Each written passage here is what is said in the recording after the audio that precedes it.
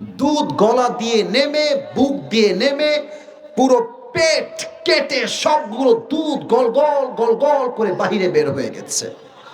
এই দৃশ্য দেখে সাহাবীরা বুঝে গেছে ওমরে ফারুক হয়তো বা আর বাঁচবে না। কিন্তু হঠাৎ করে এক সাহাবী দূর থেকে দেখছে ওমরে ফারুক তার চোখটা হালকা একটু খুলেছে। এই চোখ দেখে ওই সাহাবী দূর থেকে দৌড় দিয়ে আসে, মালাকা ইয়া ওমর, হে ওমর আপনার কি হয়েছে, আপনি কি ঠিকঠাক আছেন কিনা?